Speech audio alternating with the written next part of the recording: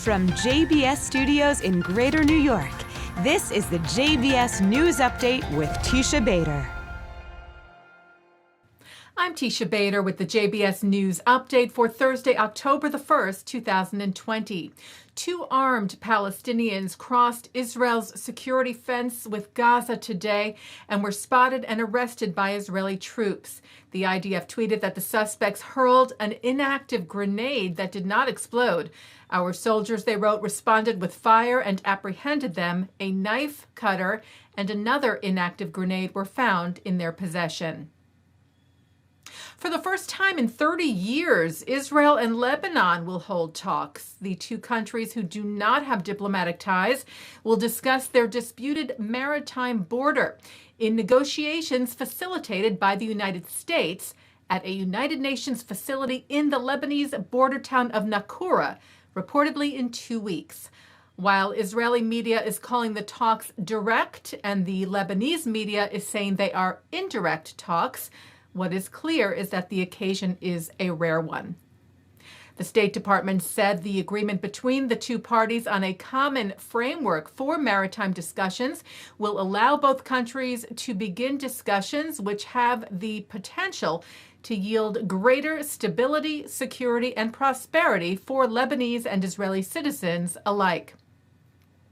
Also expressing hope that such talks could lead to other negotiations on land borders as well. Israel's Foreign Minister Gabi Ashkenazi tweeted his gratitude to U.S. Secretary of State Mike Pompeo and his staff, writing, "This is an important step that has come after 3 years of diplomatic contacts and would not have been possible without U.S. mediation." Ashkenazi wrote, "I believe that success in the talks will significantly contribute to the stability of the region and promote prosperity for the citizens of both Israel and Lebanon." Lebanon's parliament speaker confirmed today that an agreement had been reached on a framework for the talks over the long-standing disputed boundary.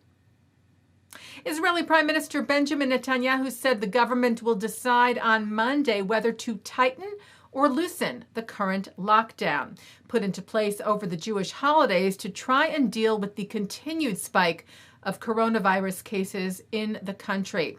In his Facebook video message, the Prime Minister also noted the upcoming Jewish festival of Sukkot, which begins tomorrow, Friday evening.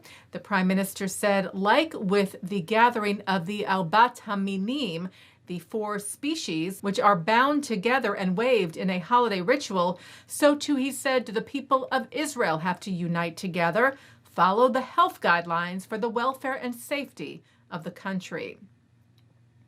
The government of France said it will return 3 Nazi-looted paintings to the heirs of their rightful owner. The André Derain works were originally owned by a well-known Parisian gallery owner, René Gimpel, who was of Jewish descent. He had joined the resistance, fighting against Nazi occupation and against the French collaborationist Vichy government. Gimpel was arrested and deported in 1944 and died a year later in a German concentration camp.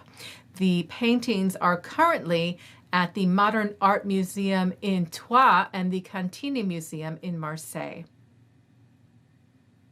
An experimental treatment for coronavirus is showing promise.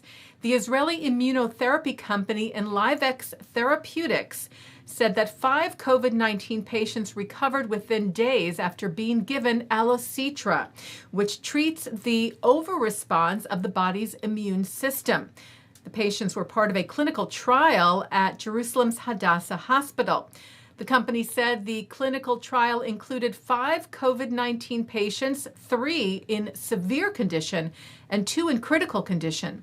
All had complete recovery from their respective conditions and were released from the hospital after an average of 5.5 days for the patients in severe condition, 8.5 days for those critical, following the administration of Alocetra, at which time they were all COVID-19 PCR negative. The company also said there were no adverse reactions to the treatment. They now plan to launch phase 2 of their clinical trials. Well, another kind of partnership is being seen and heard between Israel and the United Arab Emirates, a duet, the first of its kind between an Israeli singer and an Emirati singer. Hello Friend was filmed in Dubai and Tel Aviv. It features Israel's Elkanah Maltziano, who won the third season of the Israeli version of the TV show The Voice, and the UAE's Walid Al-Jassim, a popular artist in the Emirates. Their respective musical managers came up with the idea for the song and music video, which was released yesterday. It is in Arabic, Hebrew, and English, conveying a message of peace and hope. The lyrics say in part, "Hello, friend, shalom, salam, and welcome." The duet, of course, follows the historic Abraham Accords, the normalization of ties between Israel and the UAE, signed 2 weeks ago in Washington.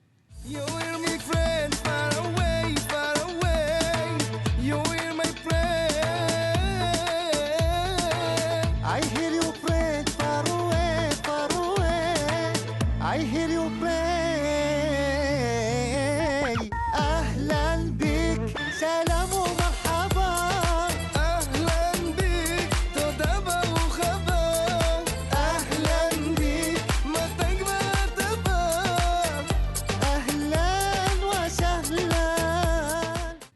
Taking a look now at our programming for tonight on JBS for Thursday, October the 1st at 7 o'clock. It's Talmud study. At 8, Rabbi Lord Jonathan Sachs offers thoughts for the holiday of Sukkot. At 9, Mark Golub sits down with Rabbi Abraham Twersky on L'chaim. At 10, authors Dara Horn and Ruby Namdar discuss the Jewish themes in their writing. And coming up next, it's Israel in Style. And that's the JBS News Update for Thursday, October the 1st, 2020. I'm Teisha Bader. Stay healthy. Stay well.